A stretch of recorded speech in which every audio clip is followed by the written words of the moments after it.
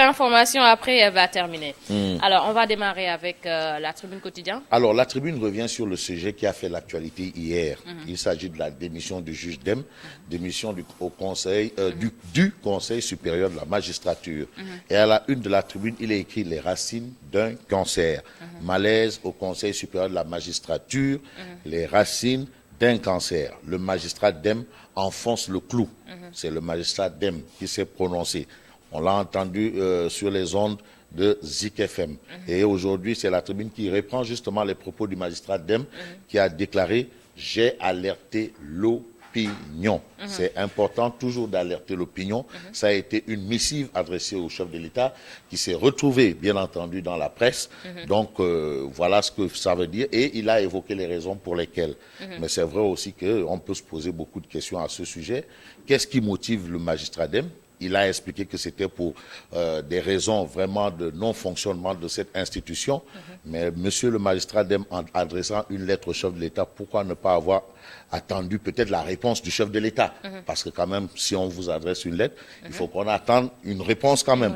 Alors, qu'est-ce qui se passe? Parce qu'on est journaliste et l'esprit critique, le doute doit toujours nous animer, c'est vrai.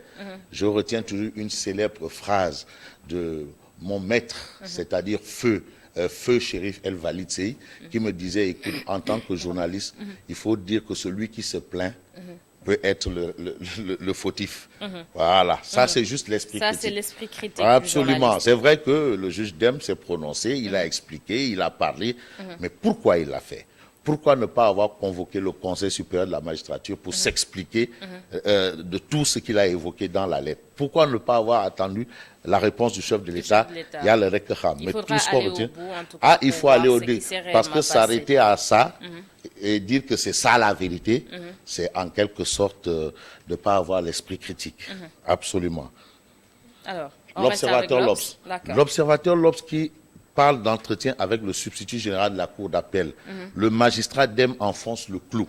Et selon le magistrat Dème, bien entendu, la justice est sous influence. Si des magistrats se sentent touchés par mes critiques, point de suspension. Ce que risque le substitut général de la Cour d'appel, c'est ce qu'indique bien entendu l'observateur L'Obs dans ses colonnes. Une fois encore, il faudrait poursuivre la réflexion par rapport à l'acte qu'a posé ce magistrat. Un magistrat qui démissionne, ça ne court pas les rues. Donc, il faut aller un peu au-delà de ça. Au-delà de ça, on sait une chose, en tout cas, il y a eu une mission au sein des Nations Unies. Bref, en tout cas, on peut retenir que monsieur le magistrat Dème a démissionné. Et hier, on a suivi sa réaction sur la Sainte TV à 19h45 et à 20h30. Je pense aussi que c'est un signal fort. En tout cas, quelles que soient les raisons de cette démission, il faudra revoir un peu le fonctionnement de la justice au Sénégal. C'est un débat qui est posé.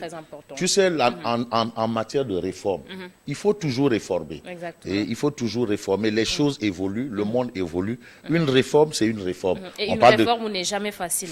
On parle de réforme de la presse, on parle de réforme du travail, on parle de réforme au niveau des syndicats, on parle de réforme. Donc, la justice, c'est dans la société. Donc, c'est vrai que le juge Dème a posé un acte, mais moi, je reste encore sur ma faim. Alors, pourquoi monsieur Dème, vous n'avez pas attendu la réponse du chef de l'État du 1er au 7? Vous aurez encore... Il fallait attendre la réponse du chef de l'État. Vraiment, ce qui veut dire quoi? Ce qui veut dire que pour moi, la lettre a été adressée au chef de l'État et c'est au chef de l'État de répondre. Il aurait attendu la réponse du chef de l'État. Peut-être qu'il a aussi ses raisons, mais en tout cas... Il a ses raisons que nous, on ne connaît pas. Voilà, on ne connaît pas encore jusqu'à présent. Qu'est-ce qui l'a motivé? Pourquoi ne pas avoir convoqué ses pairs juges en réunion? Il a ce pouvoir et ce droit pour dire, écoutez, voilà le problème qui se pose. Régler ça en interne parce qu'il y a quand même, je ne sais pas moi, une solidarité. Alerter en quelque sorte. Absolument. D'abord, avant d'alerter l'opinion. Bref, il a ses auditeurs. Mais je reste sur ma faim. D'accord. Alors, en tant que journaliste. C'est toujours l'actualité judiciaire avec l'ancien Premier ministre Abdoul Mbaye. Alors, Abdoul Mbaye qui se prononce, c'est vrai, sur cette actualité pour dire quoi? Une partie de la justice est utilisée à des fins politiques. Ce n'est pas toute la justice. Une partie. Abdoul Mbaye a bien dit une partie. Une partie est utilisée à des fins politiques. Ah oui, c'est ce qu'Abdoul Mbaye dit. Alors, vie privée, acte. situation économique et politique du pays, Abdoul Mbaye crache du feu. C'est ce qu'on lit, bien entendu, à la une du journal Enquête. Walf Quotidien. Alors, Walf Quotidien revient sur l'affaire Bamba Fall et compagnie. À la une de Walf Quotidien, on peut lire: le juge l'a entendu hier, Bamba Fall n'est plus poursuivi pour tentative d'assassinat. D'accord. Il est poursuivi pour quoi alors? Ça, c'est une autre question, une autre paire de manches. En tout cas, il est retourné, bien entendu, il est retourné en prison hier. Et c'est ce qu'essaye d'expliquer, bien entendu, Vox Populi. À la une de Vox, le journal Vox Populi parle de l'audition de leur client au fond du dossier et pour nous dire que les avocats de Bamba Fall espèrent une libération rapide. Alors, on retient aussi, selon Vox Populi, les propos de Idrissa Diallo. Idrissa Diallo, c'est le maire socialiste de Dalifort Foirail. De Dalifort Foirail. Les vérités crues d'Idrissa Diallo sur le PS. Que dit Idrissa Diallo?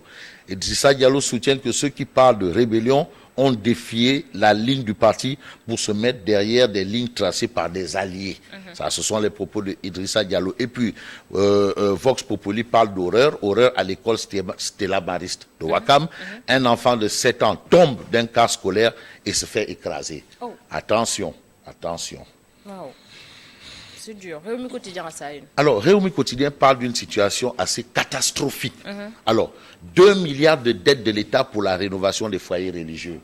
Tu as été émerveillé par la maison des hôtes de Tivaouane. Il y en a aussi eu là-bas à Kaolack, Medina Baye. Il y a eu à Ndiassane. Mais aujourd'hui, ces maisons-là, avec la construction de ces maisons, il y a 70 entreprises de travaux publics à genoux. Parce que l'État doit de l'argent. 2 milliards de dettes de l'État pour la rénovation des foyers religieux. Donc vraiment, messieurs les séries, dites à l'État de payer à ces 70 entreprises.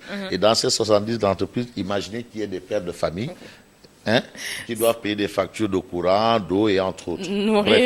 Nourrir leur famille, leurs enfants. Oui. Compliqué. L'As Quotidien. Alors, l'As Quotidien parle de gestion de la Sénélec.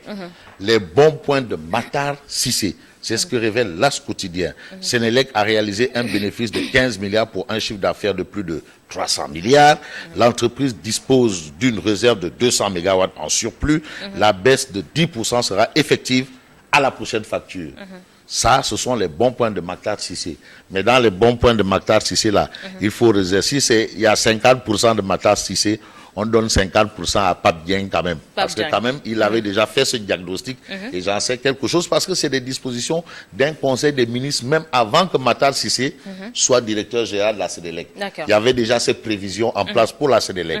Donc 50% Matar, 50% Pape. C'est la continuité de l'État. C'est la continuité et ça a été lancé par Pape Dieng et Matar a fait continuer les activités. C'est ça. Absolument. C'est juste la vérité.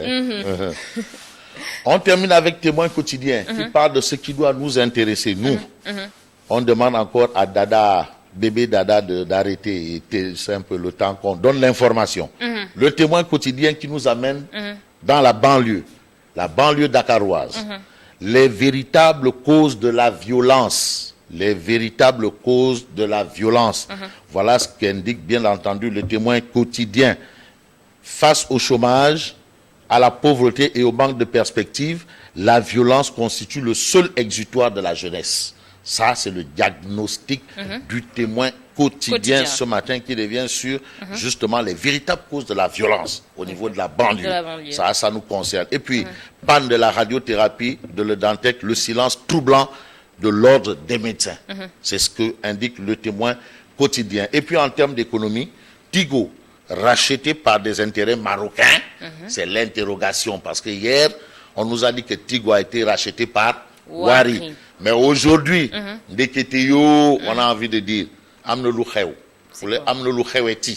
ce n'est pas ça la bonne information. D'où l'interrogation du Témoin quotidien, à savoir Tigo, racheté par des intérêts marocains. En attendant la suite, je vous dis, bonne lecture. Alors, merci à Fabrice Nguema. Des informations très variées ce matin. À vous de choisir l'information qui vous intéresse. Mais nous allons boucler la boucle avec Tribune Sport. Tribune Sport, gris prêt pour affronter Balagay. Ça, c'est l'information. Maintenant, il est prêt. Gris prêt. Maintenant il est prêt. D'accord. Maintenant le tigre de Fass est redevenu Rouge tigre Bordeaux. de Fass. Rouge Bordeaux est redevenu gris. Gris Bordeaux. Alors aujourd'hui maintenant, celui qui est Aïwaru promoteur, Luc Nicolaï bloque le combat.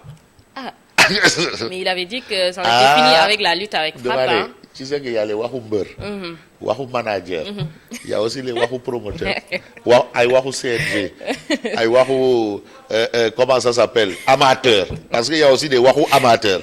Donc ça voilà. c'est les Doudou Diagne, les Wahou Amateurs. D'accord. En d'autres termes, il faut retenir qu'il y a les Aïwahu Lambrek. Ok, on fait un coucou à tous les promoteurs de lutte, les lutteurs également. Alors, Ngema, merci.